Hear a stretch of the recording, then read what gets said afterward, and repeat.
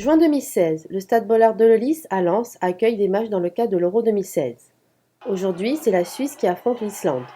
Les supporters, arrivés 3 heures avant le début de la rencontre, sont déjà nombreux à chanter dans les tribunes.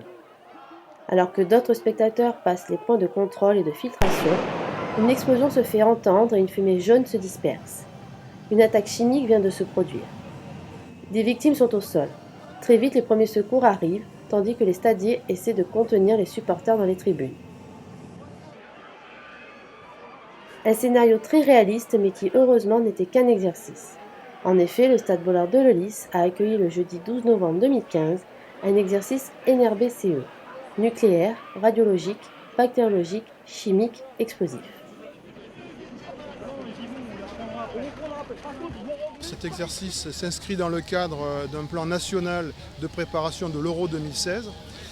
Il consiste à entraîner l'ensemble des partenaires des forces de sécurité de la santé à un événement qui peut se produire à l'occasion de l'Euro 2016. Donc nous avons les sapeurs-pompiers, les forces de l'ordre, les forces du stade, ainsi que les secouristes et les équipes des SAMU.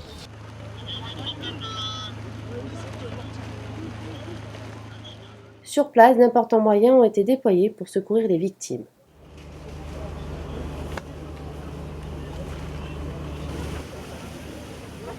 Là, on est sur un événement chimique sur cet exercice et la prise en compte derrière d'un événement nombreuses victimes. Donc c'est pour cela qu'a été déployé dans cet exercice toute la chaîne de prise en compte NRBC des différents services, ainsi que derrière le poste médical avancé pour faire la partie Novi de l'exercice.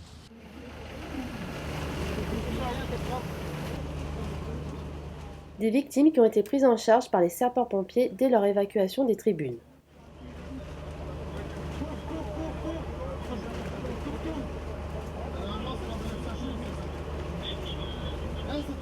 Les équipes se sont structurées afin d'organiser le chantier en 3 zones.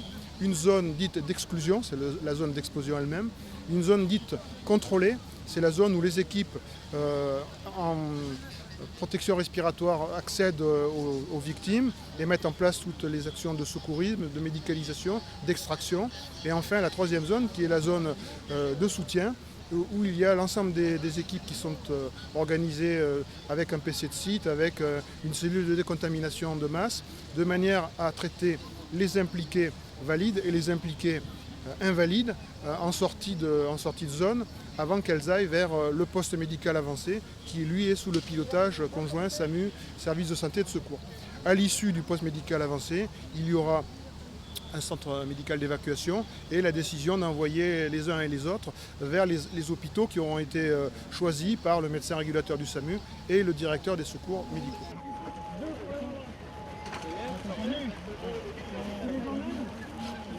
Cet exercice, qui fait suite à 2 jours d'entraînement pour l'ensemble des services, est primordial pour les sapeurs-pompiers. En temps normal, dans le cadre des plans de secours de type Novi ou Plan Rouge, nous avons l'habitude de travailler ensemble. Mais là, nous sommes dans un contexte avec de nombreuses nations qui vont être présentes, des supporters qui seront rassemblés dans un site connu à l'avance. Et donc, pour gagner du temps dans l'organisation, nous nous entraînons, nous reconnaissons les lieux, nous reconnaissons les équipes avec lesquelles nous allons travailler. Alors, il est par exemple intéressant de noter que sur la partie du nord, sur le stade de Pierre-Mauroy à Lille, les interventions de commandement et de secours à personne sont organisées par le SDIS du Nord, et nous arrivons en soutien sur la partie NRBC. Et sur Bollaert, c'est l'inverse, nous avons le commandement et le secours à personne, et la partie NRBC est assurée par le SDIS du Nord. Il y a un travail inter-service et inter-SDIS avec un appui réciproque que nous mettons en place lors des entraînements, ce qui nous permet de faire des réglages. Tout ne marche pas forcément parfaitement, mais les exercices servent à faire des réglages et à donner une meilleure efficacité d'ensemble au système.